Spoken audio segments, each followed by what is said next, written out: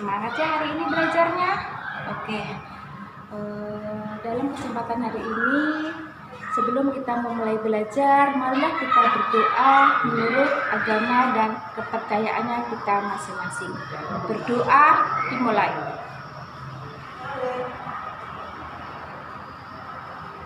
Doa selesai. Baiklah. Masih ingat materi tema lalu? Tema lalu kita belajar tentang lingkungan.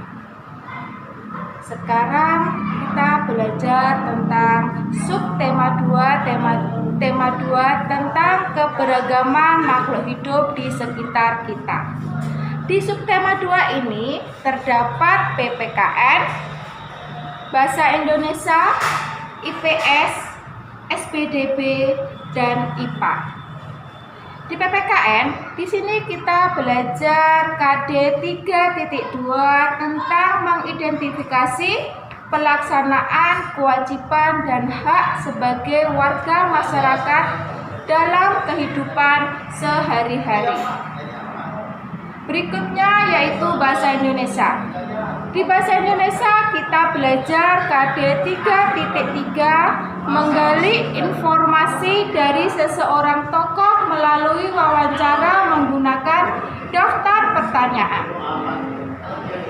Berikutnya yaitu IPS. IPS tentang KD 3.1 mengidentifikasi karakteristik ruang dan pemanfaatan sumber daya alam untuk kesehatan masyarakat dari tingkat kota atau kabupaten sampai tingkat provinsi. Yang terakhir yaitu SPDB atau seni budaya dan prakarya. Di sini kita belajar KD 3.4 memahami karya seni rupa teknik menempel atau dengan istilah dengan kolase. Yang terakhir yaitu ilmu pengetahuan alam dengan KD 3.1 menganalisis hubungan antara bentuk dan fungsi bagian tubuh pada tumbuhan dan hewan.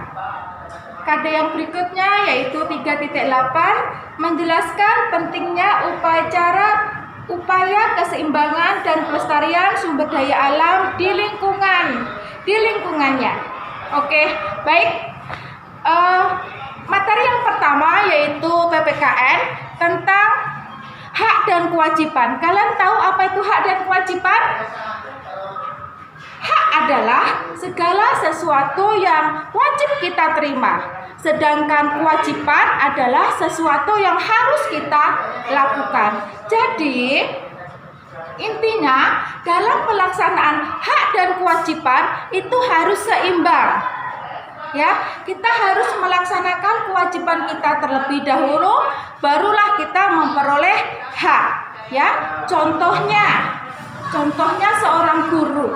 Seorang guru dia harus bekerja dulu, ya, mengajar siswa, baru dia memperoleh haknya berupa gaji. Nah, contohnya, selanjutnya seorang penjahit, profesi seorang penjahit. Penjahit itu adalah dia bekerja di bidang jasa karena beliau bukan menghasilkan barang, ya. Jadi pekerjaan yang bukan menghasilkan barang itu adalah pekerjaan di bidang jasa. Contohnya penjahit, guru, ya. Itu adalah beberapa contoh pekerjaan di bidang jasa. Berikutnya ada beberapa pekerjaan di bidang yang menghasilkan barang, ya. Menghasilkan barang contohnya yaitu tukang kayu, ya. Tukang kayu dia bekerja untuk menghasilkan kayu. Kayu tersebut akan dibuat menjadi berbagai macam bentuk seperti meja, kursi, lemari, dan sebagainya. Berikutnya yaitu kita belajar tentang Bahasa Indonesia yaitu KD 3.3 menggali informasi dari seseorang tokoh melalui wawancara menggunakan daftar pertanyaan. Nah, sekarang tahu kalian apa itu wawancara?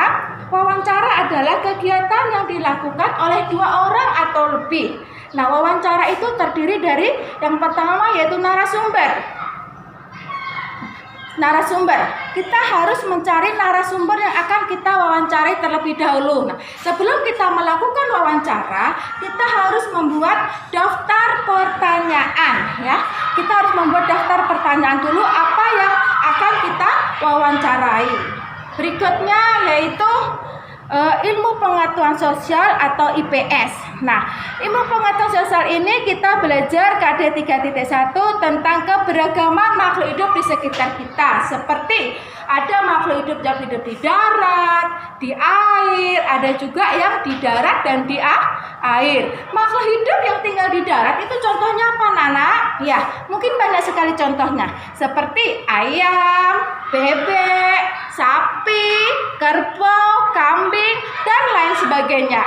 Berikutnya juga hewan yang hidup di air, ya. Hewan yang hidup di air contohnya ya semacam ikan, kepiting, ikan paus, ya, ikan, pokoknya banyak lagi ikan. Selanjutnya ada juga hewan yang hidup di darat dan di air, ya. Hewan yang hidup di darat dan di air contohnya apa? Contohnya kepiting. Kepiting itu bisa hidup di darat dan di air. Buaya, ya.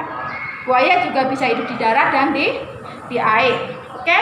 Berikutnya yaitu SPDB, ya. Seni budaya dan prakarya. Nah, di sini kita belajar KD 3.4 memahami karya seni rupa teknik tempel. Contohnya kita membuat kolase. Oke, perhatikan proses pembuatan. Halo semuanya. Bahan yang digunakan ada lem. Selanjutnya ada gunting. Nah, selain gunting, siapkan kertas berwarna sesuai dengan sketsa yang ingin kalian gunakan. Di sini, kakak menggunakan gambar kodok. Yuk simak cara pembuatannya. Mula-mula silakan gunting dulu kertasnya nih. Seperti ini ya.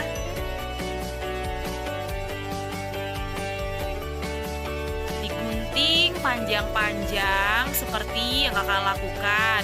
Ayo yang di rumah lakukan juga ya bersama.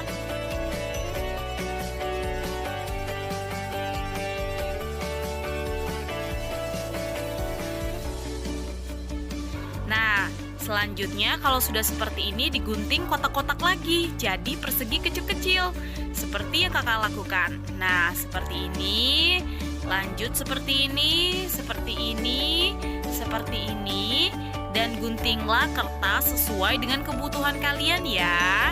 Jangan sampai kebanyakan. Nah, jadinya seperti ini. Wah, lucu sekali. Tada! Inilah dia hasil dari guntingan kertas-kertas tadi. Nah, kakak menggunakan berbagai macam warna hijau.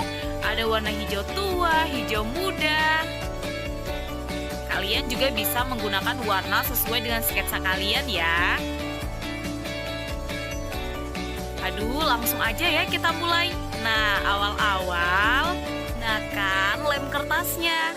Nah, di sini kakak gunakan lem kertas Fox ya. Kalian bisa gunakan lem kertas seperti lem kertas batang, atau lem kertas stick, atau lem kertas lainnya. Bebas ya, yang penting bisa melekatkan kertas-kertas nanti. Nah, ini kakak gosok-gosok dulu nih, digosok-gosok-gosok-gosok. Ya, digosok lemnya hingga merata, hingga keseluruhan dan bersih katak. Lalu kita tempel-tempel seperti ini. Ya, ditempel, dirapikan ya. Jangan lupa dirapikan. Ayo kita tempel terus kertasnya.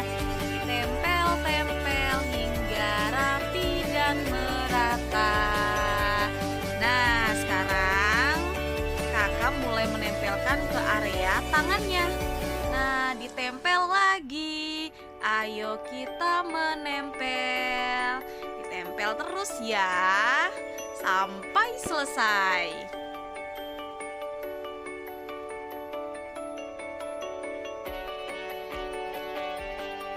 Wow, udah hampir selesai nih tangan yang di sebelah kirinya. Kita lanjut ke sebelah kanan ya. Tapi sebelumnya kita lem lagi.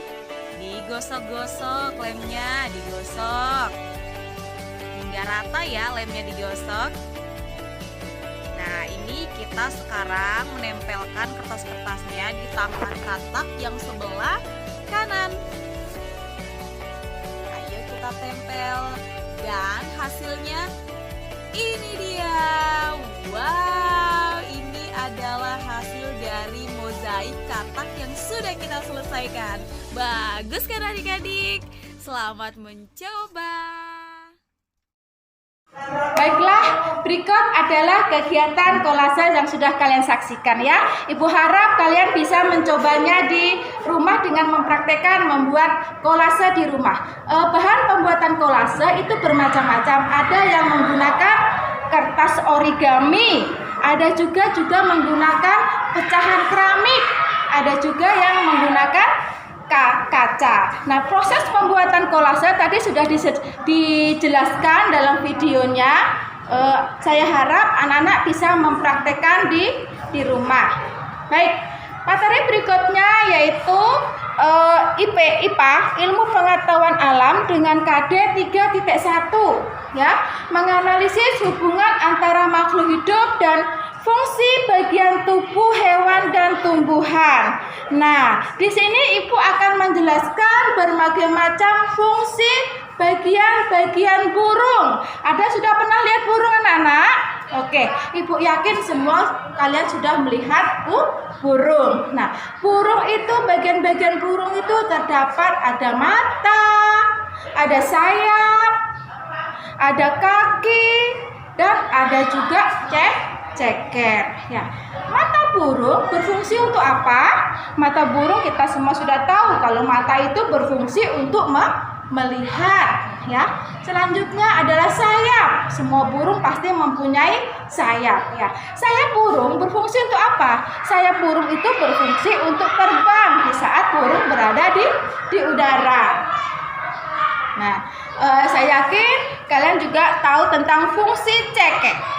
Ceker pada burung ya, burung itu biasa digunakan untuk bertengger ketika dia berada di dahan pohon.